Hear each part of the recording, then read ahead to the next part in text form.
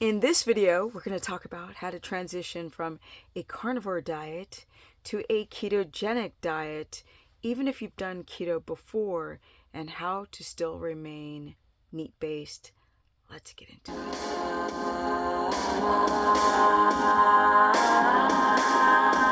Welcome everyone to my very humble life, where I moved from Los Angeles, Hollywood, to a small town in Tennessee. Okay. How do you transition from a carnivore diet to a keto diet, even if you've done it before? Well, let's go over some basic concepts. A lot of people who do a carnivore diet because they have inflammation or they have leaky gut, histamine, hormonal issues, thyroid issues, joint pain, fibromyalgia, or they just want to lose some weight. But you're not getting fixed, and you don't feel like your food is diverse enough. Well, then a ketogenic diet might be the answer. Of course, I believe that it is. In my opinion, everyone who's doing a carnivore diet should do it for the short term, based on all the people that I've been coaching who have issues with their diamine oxidase after doing carnivore for too long.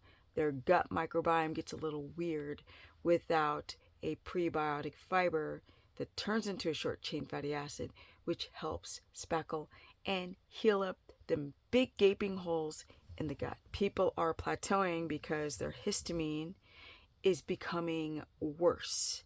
Now they're having issues with the meat that they started having no issues with, or when they try to transition back to vegetables, they're having problems with those vegetables that they did not have before. So how do you transition back? Number one, the diets are almost the same.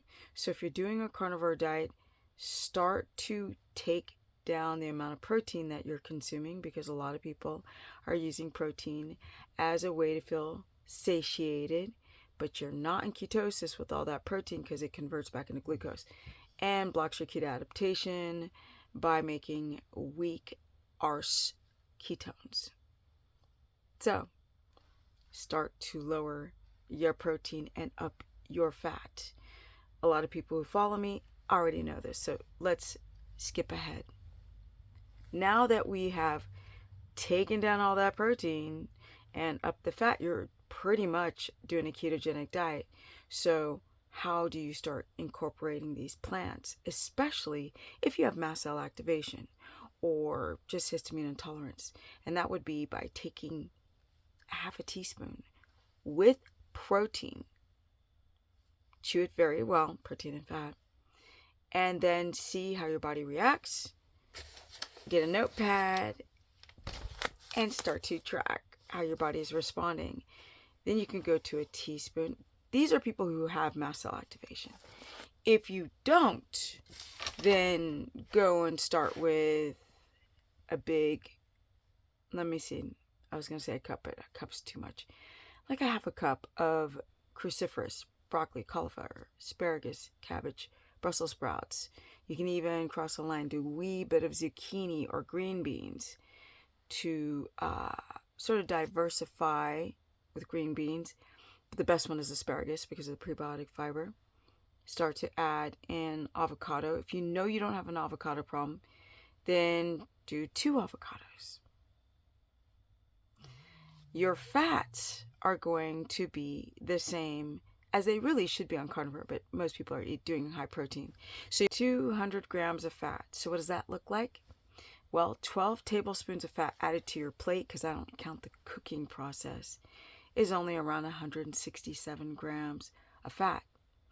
Technically, the fat from your meat could bump you up to 200, but I'm noticing people who go past that 200, who are willing to go to 20 to 50, that's when those ketones go quick.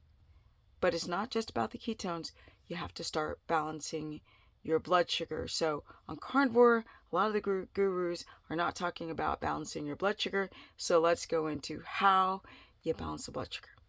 Okay, number one, chew your food slowly, because that protein can convert back into glucose, especially if you have a leaky gut and you don't allow enough time to digest, if you don't have enough stomach acid. So chew that mother-sucking protein slowly and get it into a nice liquidy form. That's number one. Number two, you want to eat every 3 hours, even if it's just a wee bit of food, preferably a little bit of protein, like ground beef or pork belly or lamb chops, maybe even chicken or fish, with fat. So with your tallow or leaf lard or suet, whatever, with your animal fat, you can do 1 or 2 tablespoons, right? As that can be a snack. Your main meal should be breakfast, lunch, and dinner.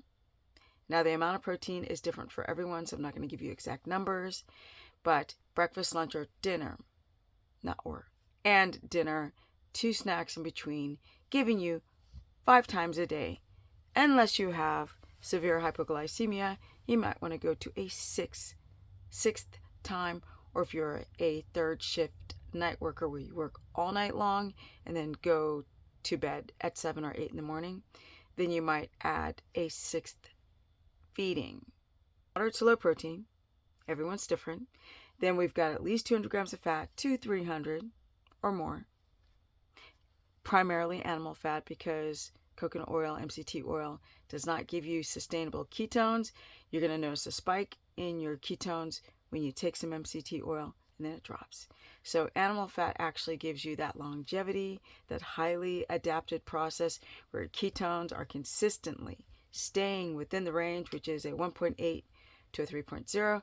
And use a glucometer, my people. A lot of people are using the CGMs. I'm going to do a whole video about how the CGMs are a wearable, if you get my drift. And they're highly inaccurate. Waste of time. Use a blood prick glucometer. But testing your blood sugar for just 4 weeks is great. If you know your blood sugar and your ketones, and then chart your symptomology, like consistent energy throughout the day, no hypoglycemia, dysglycemia, blood sugar is balanced between a 75 and an 83 all day long. Test 2 hours after a meal, test in the morning. Only test your ketones in the morning on an empty stomach. This is part A. Do you guys want part B? So 5 times a day, 200 grams of fat to 300, moderate to low protein, under 100 grams of total protein. And your cruciferous vegetables should be between a little bit of half a teaspoon, depending on your histamine, to a half a cup, depending on the individual. Preferably vegetables that are higher in prebiotic fiber, like asparagus.